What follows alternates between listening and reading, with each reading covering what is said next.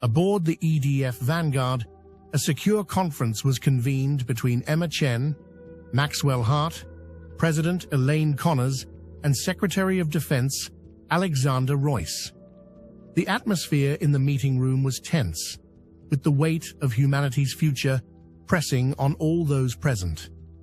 The room had been designed to prevent any outside interference, but one unnoticed variable remained.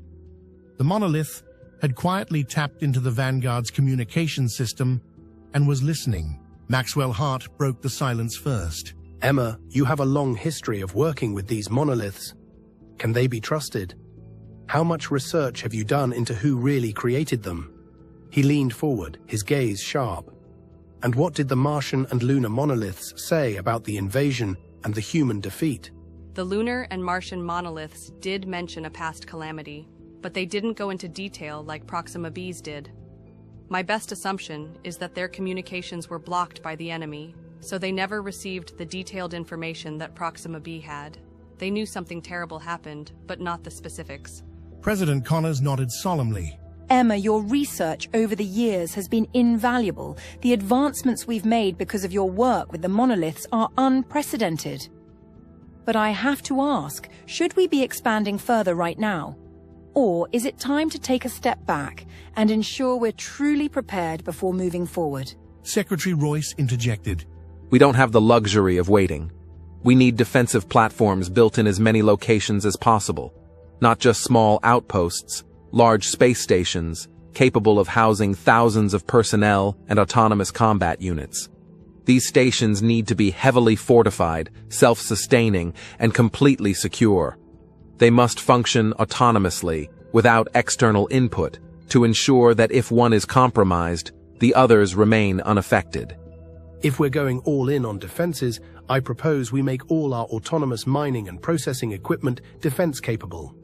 Every piece of industrial infrastructure should be outfitted with weapons. That way, even our most basic operations can turn into a defensive grid if needed. But that level of militarization requires full government authorization. Emma, listening carefully to the discussion, finally spoke up. I've compiled extensive data from the monolithic world computers. The monoliths don't just provide knowledge, they hold complete schematics of defensive and offensive technologies used by long-extinct civilizations, many of which were powerful enough to hold back this enemy, even if only temporarily. I've compiled these files and I believe they may hold the key to our survival. She activated the table's holographic interface, and a series of schematics flickered to life above the conference table. The blueprints depicted immense orbital defense stations, automated planetary shields, energy-based weaponry, and gravity-based interdiction systems capable of neutralizing enemy forces before they could reach human colonies.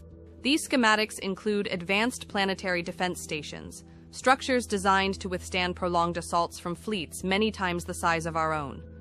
They integrate self-repairing nanomaterials, fusion core shielding, and antimatter-based energy weapons that vastly outperform our current arsenal. The president leaned forward, studying the projections.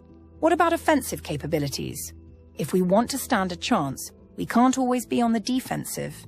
Emma nodded, swiping her hand across the interface to reveal another set of schematics. This is where it gets interesting.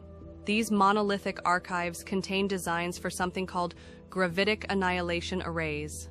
These weapons don't fire conventional projectiles. They create localized singularities, effectively tearing enemy vessels apart at a molecular level. Theoretically, they can bypass shielding altogether. And what's stopping us from building these right now? Power consumption. Even our most advanced fusion cores can't sustain a single shot from one of these arrays. We would need entirely new power generation systems, possibly zero-point energy or dark matter extraction, to make them viable. That technology exists within the archives, but it will take time to integrate. If we focus on immediate defensive measures while developing these weapons in parallel, we may just have a fighting chance. Emma swiped again, bringing up another display. One last thing. These monolith archives contain more than just schematics. They hold strategic battle simulations, historical engagements fought by other civilizations against this enemy. Some won battles, but all eventually lost the war. Studying their tactics could be the most valuable tool we have. The room fell silent as the gravity of the situation set in. They had knowledge, resources, and now a strategy. But time was running out. President Connors finally spoke. We move forward with these initiatives immediately.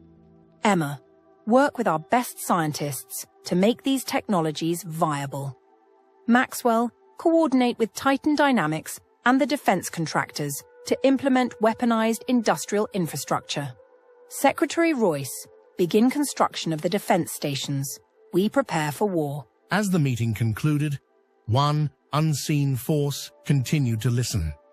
The monolith, silently absorbing every word, calculating and waiting.